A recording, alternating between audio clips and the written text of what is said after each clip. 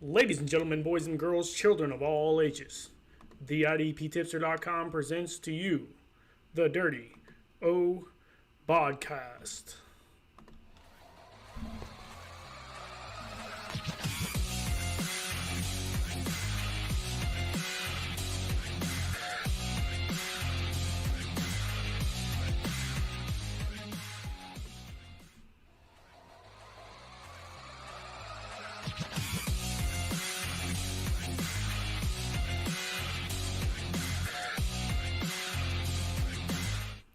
What up, tipsters? All right, big day today.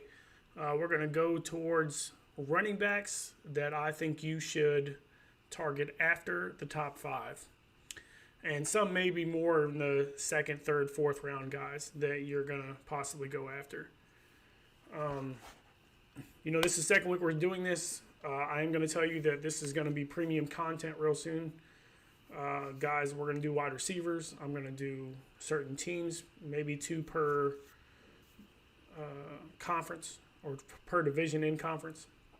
I covered, obviously, the Browns last week and guys who I thought would step up and make big moves. Obviously, the Browns are loaded on paper, but we all know what happened with Philadelphia a couple years ago. They were on paper one of the best teams in football. And, well, we'll just blame that on their coach. I don't see that out of the Browns, and I guess we're going to see where we go from here. But without further ado, let's get right into the first one. For me, it's Joe Mixon. With that aspect, Joe Mixon is a stud, man. I'm a big fan of him. Obviously, went to Oklahoma. He was a guy that had a pretty decent year last year. He played in 14 games, started in 13 games. But he averaged 4.9 yards a carry, 1,464 scrimmage yards last year. He's just kind of one of those players that has the ability to really make plays and become a big star. And I think he did that in a horrible offense last year. And their coaches already said they want to focus him more. And I think you're going to see about 20 more receptions out of him this year. So I think he gets to 60 to 70 touches this year reception-wise, which would be a huge ticket for your PPR guy, which most leagues are pushing to that. Again, averaging 4.9 yards a carry, had 1,168 yards rushing. So I think he easily gets to 1,200. No problem there. I averaged over 80-something yards a game last year. And in that aspect, you'll see him make a big surge and go to maybe 1,500 yards. I think he's going to be a guy that's going to be a top five guy, and I'm a little worried about some guys in front of him ADP-wise. So that's a big thing for me. He's one of the guys that I can tell you that most people are going to target between the 5 to 9 range in the first round. But I actually saw him get picked up as the 13th pick in a draft recently. And you can see some of those running backs drop a little bit when it comes to Superflex, where guys are going to get quarterbacks earlier than you really expect. But in the normal PPR league, I expect Mixon to go to around anywhere from 6 to 9 or 6 to 13. So if you can get him, late first round, you got the 10th, 11th pick, you could be focusing on him. That's a thing, and you could whap around and get a wide receiver right after that. Other guys that I'm going to give you, and a guy that I'm really high on, and without a doubt, is Devontae Freeman. He said for the first time that he's healthy since college, which will tell you something because he was one of the best running backs in the league a couple years ago.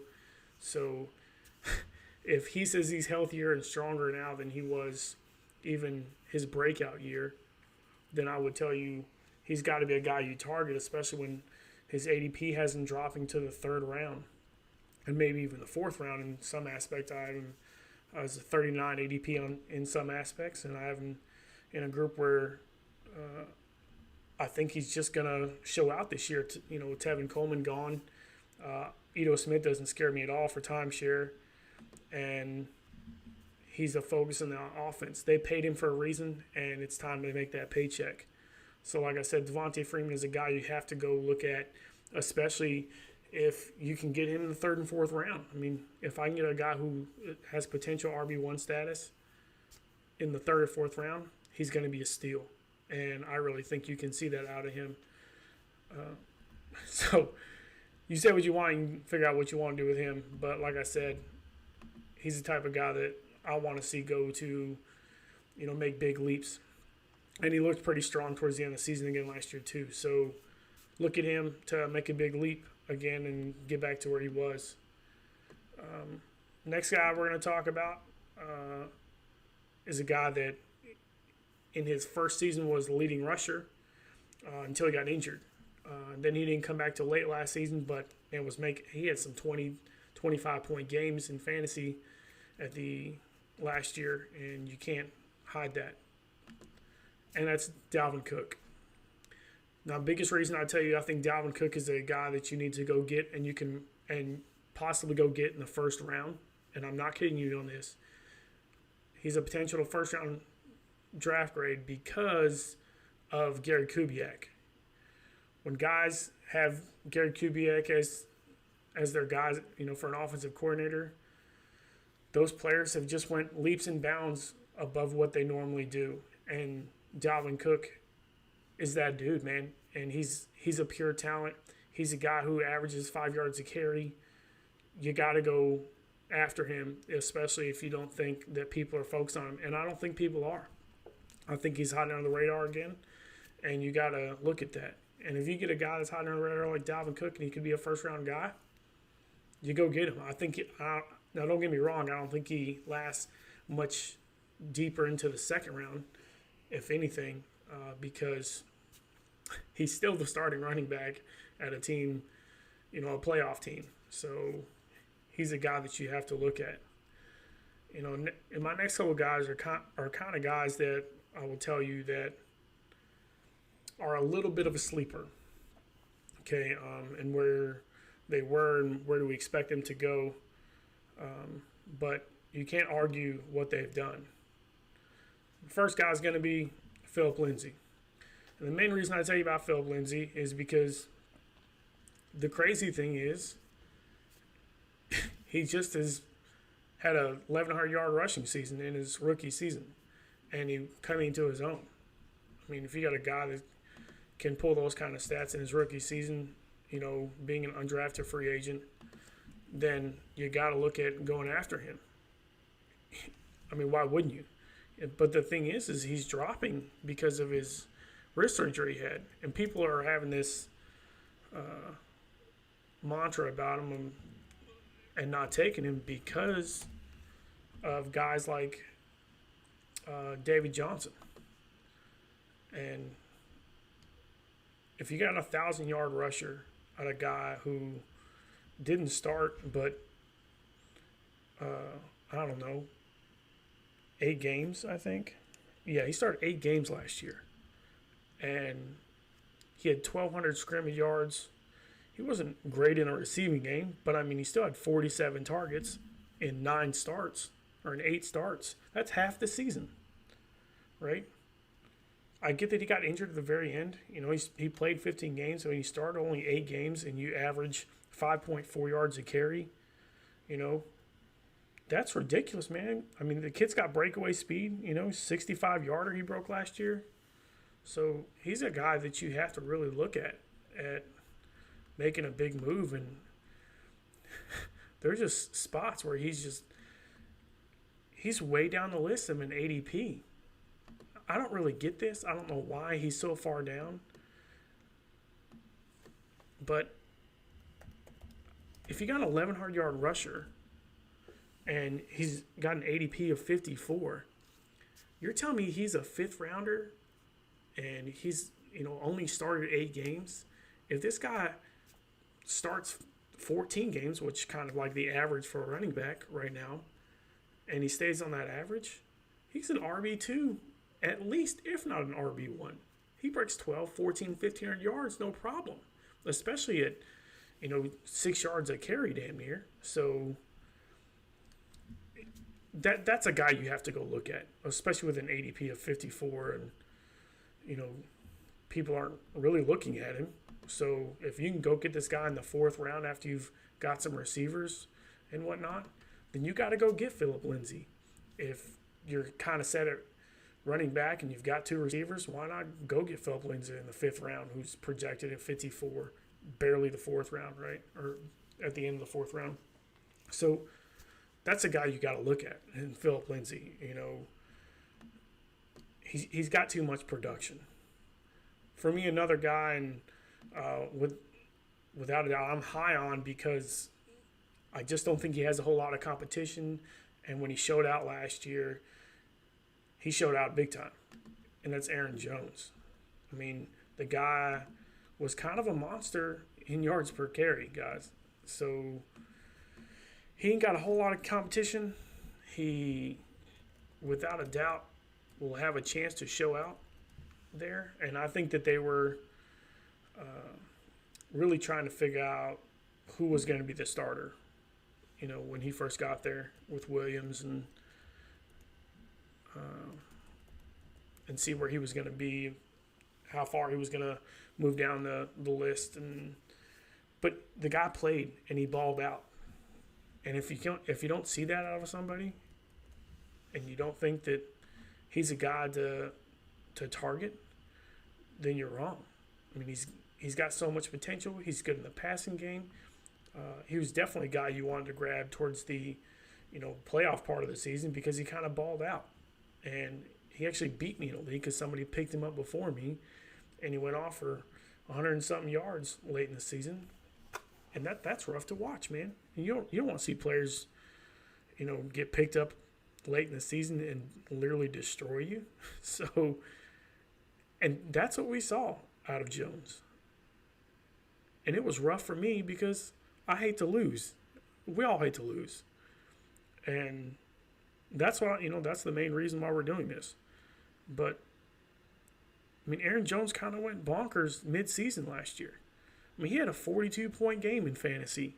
He had a 32-point game, a 24-point game, a 17-point game, a 25-point game. Got injured, didn't play. And then if you can get somebody that has potential to pull out 30 and 40 points on your roster, and dude didn't even get a look really until the fourth game of the season, and that was against Buffalo, who's got a decent defensive line. Then really didn't get a look until he played the Rams. He went for 20 points. Then he destroyed Miami, right? Only had a 13 game against the Patriots. Now, this is standard PPR, 1-point PPR leagues. But he went for 42 against Miami, guys. I mean, that is getting it. And that's something you guys got to realize, that if you can get a guy who can put up 30, 40 points, late ADP grades, you got to go get him. Right, I think he's finally going to get to be the workhorse there, and that's not, I think the last really workhorse that the Packers had was Ahman Green, to be honest with you. But I think that guy's going to get plenty of chances to show out, and we'll see what he does. And I don't know, I like him. I'm a big fan. I'm gonna give you a guy who's actually been a pretty big sleeper because he's dropping like into the 60 category. And that's Chris Carson. If you don't know much about Chris Carson, Oklahoma State grad, he's coming to his third season. He's played 18 games total. He's averaging over 4.5 yards a carry. He probably had the quietest 1,100-yard season out of anybody. I mean, he ran for 1,150 yards. He started 14 games. The Seahawks were not a good team last year. And this guy was just steady. I mean, average 82 yards a game. And he shared a lot. And I know a lot of people are thinking Rashad Penny's going to be the guy, right? And I get that. But if you're looking at a guy to be a sleeper guy, and you think you can get him in the 7th, 8th round where you're getting to a point where you're not really sure what you're taking, then you're taking Chris Carson. You kind of can't not do it. I mean, kid's a pretty solid player, and he's been consistent. That's something they haven't had. And if he can stay healthy, I think Rashad Penny's a stud. Don't get me wrong. He was in college. But I just don't see him moving past the aspect of becoming a big guy. So again, those are my guys. Mixon, Freeman, Cook, Lindsey, Jones, with a sleeper of Chris Carson. I'm going to give you one guy to think about rookie-wise, who is going to be a starter and was a really good player in college and was on a dog shit team in college overall. And for me, that's David Montgomery, out of Ohio State, or Iowa State, not Ohio State.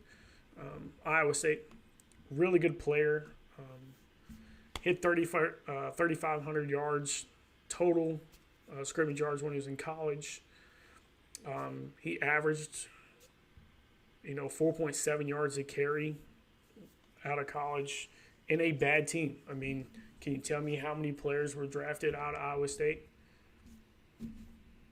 I can tell you two from this last year, right? I can tell you Joe Lanning was drafted late and he barely plays. This is a kid that's a real talent. He's bowling ball too, 5'10", 230. Great hands out of the backfield, great blocker. He's going to be a baller, dude. And Chicago likes to, throw the ball a bit. People keep telling me Tariq Cohen's going to be the guy. Well, if he was going to be the guy, they wouldn't have got Montgomery as early as they did. It's just the facts. I mean, Dave Montgomery is going to be a good kid there. He was drafted, third round? So you don't go get a third round running back if you don't have an idea of going to play this kid. And I like him. I think he's going to be a good starter. I think he's a person that you can definitely target in later rounds. We just pulled up my chart for ADPs on him. Dave Montgomery currently going 51, which isn't, crazy. It's actually early fourth round, to be honest with you. So people, and this is progressing. I can tell you what it was. He was going in the sixth, but people are starting to really see this. And we're not even in camp yet. We're not even seeing what this kid's real potential is with an NFL team. But I can tell you his blocking is good. His receiving is good. He runs very well between the tackles. If you can get all three, basically combine your two running backs from last year in Jordan Howard and Tariq Cohen, and you put them in one, then you do it. He's going to be a third down back, guys. I'm telling you, he's going to play plenty. This dude's going to ball out, and watch out for it. Guys, again, we're putting out a lot of content and a lot of big stuff for the Dirty O podcast. I'll be doing it every week on Wednesdays before seasons, right before the games the next day. Mostly I'll be covering the two games there, but I'll give you a little Dirty O for the weekend as well. Remember, we've got all kinds of stuff going on, and we're very excited about where we're going in the IDPtipster.com. We have a chat group that we just started for all the premier members. So all the paid content, stuff like that, guys, you can talk to us on chat, while we go out and do our lives on Sundays. You can talk to us on chat for questions that nobody else is going to be able to talk to you about. Again, you have to go to theidptipster.com, register, get in, be part of the premium content, and we will take care of you. Again, you can chat with myself, 50 Shades of Drunk, the IDP Tipster, and even my man, Chef Steve. Guys, we're very excited about what we're doing. Real excited about the future. This is going to be a great football season. Any IDP content, any offensive content you guys want to talk about to me or the guys, again, hit us up. And remember, as always, let's go, let's go, let's go.